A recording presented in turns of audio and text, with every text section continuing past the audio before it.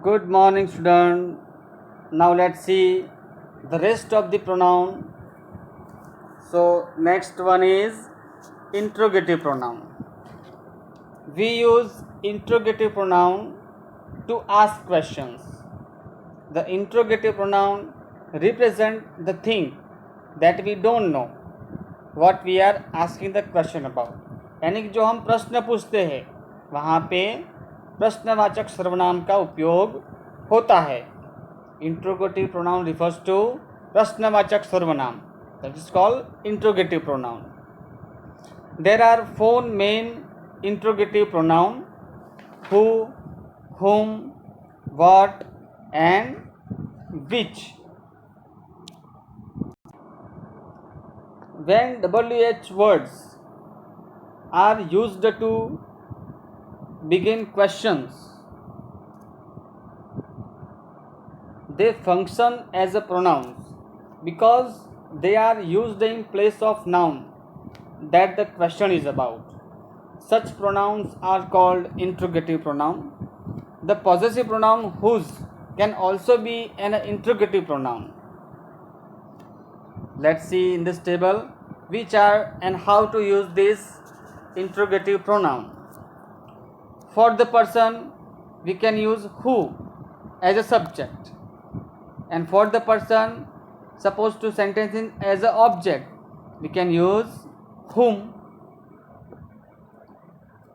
and as a thing we can use as a subject or object what, and the person or thing we can use which, and for the person we can use whose. जो मालिकी का भाव बताता हो उसमें हम whose का इस्तेमाल करते हैं. जिसकी मैं बोलूँ कि पेन किसकी है, whose pen is this, तो मैं बोलूँगा कि पेन मेरी है. Suppose example, who told you, John told me. So here John is a subject and he is a person, so we use here who. The second example is, whom did you tell? I told Mary. आपने किसको कहा? तो you told Mary. So here the I is an object. Third one is what's happened. So we can say that an accident had happened. What is used for thing and what is happening around us. We can ask the question with what. Now demonstrative pronoun. Demonstrative pronouns are to point out people or object. यानी हम किसी चीज़ को दिखाने के लिए कि ये यहाँ पे है, वो वहाँ पे है, तो इसके लिए हम डेमोस्ट्रेटिव प्रोनाउन का उपयोग करते हैं. Which are they? This, that, this and those. This and that is here singular and these and those are here plural form. Basically this is for to show nearest thing or person. Here you can see the picture of this.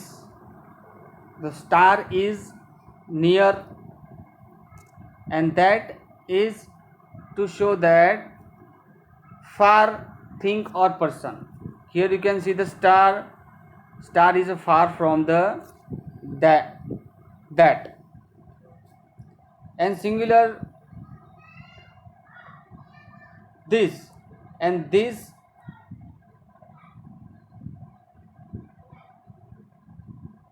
The plural form of this is this, THESE, and the plural form of that is those.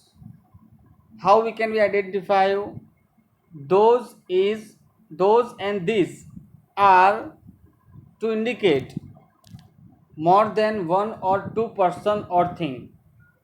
That is called demonstrative pronoun. This and that sometime we use as a determinants. Determinants are words that specify the quantity or possession or demonstrate which noun and point it out. Articles are determinants too. Now the second is indefinite pronoun. An indefinite pronoun does not refer to any specific person or thing or amount.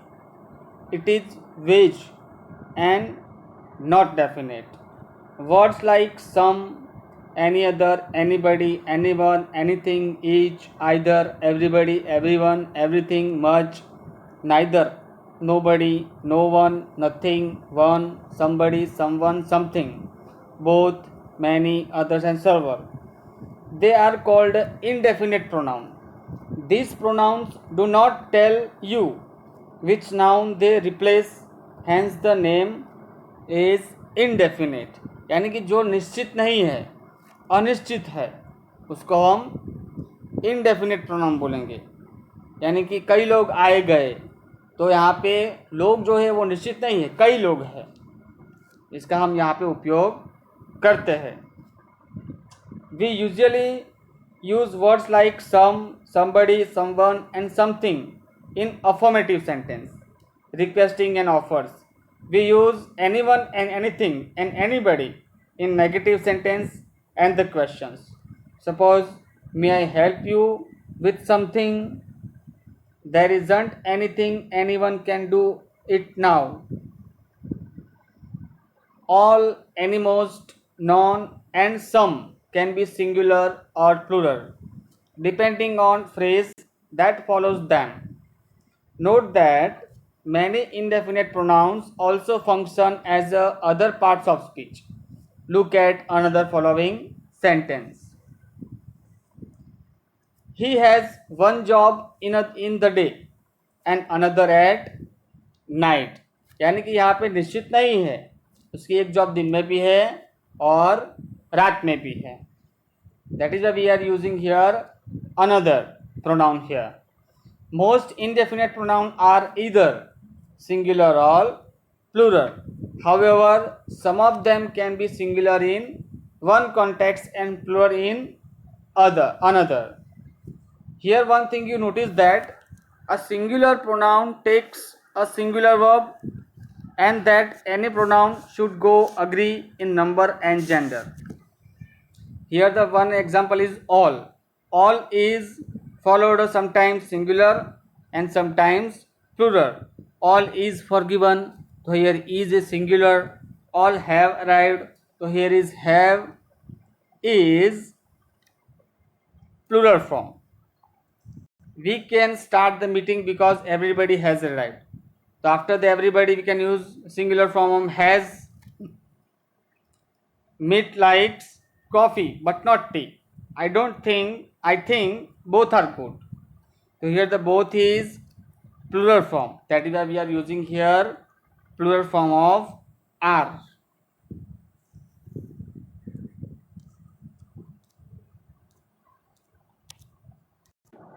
Now let's see the last one is reflexive and empathetic pronoun. इसको हम भारवाचक सर्वनाम भी बोलते हैं.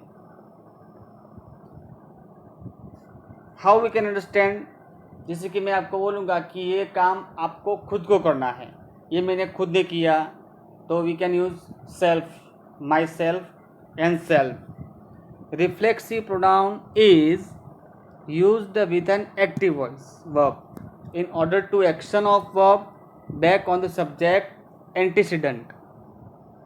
Empathetic pronoun accompanies its antecedent in order to accentuate its action and state.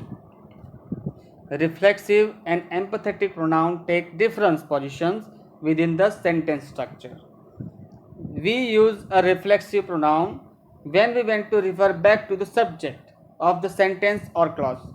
Reflexive pronoun end in singular self, in plural self. This red writing you note down in your notebook, which is singular as a self, and in a plural we can use self. Let's see ahead. There are 8 reflexive pronouns. How many? There are 8 reflexive pronouns. In singular, we can use myself,